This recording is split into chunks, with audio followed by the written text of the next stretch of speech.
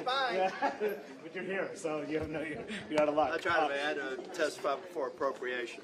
So House Ethics may bury this report today. If they decide to bury this report, how would you react? I would react to you using the word bury to begin with, Okay, I guess because that sounds like a lot of cloak and dagger.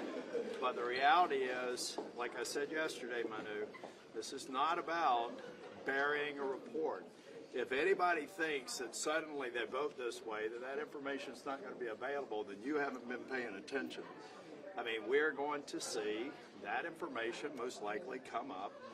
So let's dispense with the idea that suddenly just shuts it off. It's going to be dealt with. It's going to be reverse engineered. It's going to be before the committee. That's the way it works. You're going to see this no matter but what. I think that Speaker Johnson is right. I think you can make an argument that would be politicizing the process. I don't have any problem. In fact, I want the ethics committees in the House and the Senate to actually maintain some integrity. They have a lot of it. So I disagree with the Barry thing. That's nonsense. But you'd be okay if they don't release the report. Look, but see that again, Manu.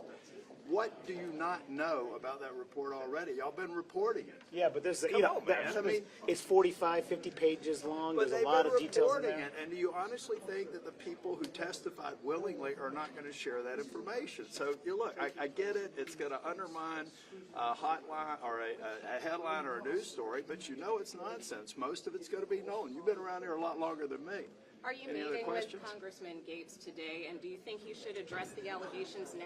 I intend to meet with Congressman Gates, yeah. Today, you're meeting with them today? Your posture on But should he address the allegations now? My posture is that every nominee, whether they are Biden's in the last administration, or whether they are President Trump, deserve a process. Every member should meet with them, regardless of whether they're a no vote or a yes vote. I met with the Supreme Court nominee that I had every intention of voting against and did.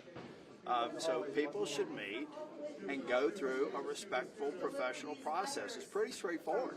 But you're meeting with them today, just to clarify? I intend to meet with Congressman Gates today. What do you want to know? I'm going to have a discussion that y'all aren't going to be privy to. What's the other question? What do you think their chances of confirmation are right now, given all the concerns that are out there? I don't know. I think at some point we'll have to have a sounding with the members and get to that answer. Have you spoken to President Trump about Gates or any of his other nominees? I haven't. Do you think he should step some aside? concern that this process might turn into a quote lynch mob against Matt Gates? Are you concerned about that? I think that if many of y'all are around for the Kavanaugh hearing, I was there. I've been there for all four of the Supreme Court nominees. Fun time. I think that it'll be the worst spectacle you can imagine. I think the Democrats are going to be cruel, as they were with Kavanaugh. Facts have to go where facts go, but they're not going to pull any punches, no doubt. Should Trump take recess appointments off the table? That's another false narrative, folks. I hope President Trump does at least 33 recess appointments. You know why 33? Because Obama did 32. So if anybody thinks that recess appointments are something new and different, you need to kind of study just a couple of administrations back. I want President Trump to consider if it's possible to recess appoint a National Labor Relations Board member or a CFPB member or some of these hyper-partisan recess appointments that Obama did. Let's just best them by at least one, but not for a cabinet-level position. That should be absolutely off the table, and quite honestly, any serious candidate for a cabinet-level position, I would have to really wonder if they would want it or be willing to accept it under a recess appointment.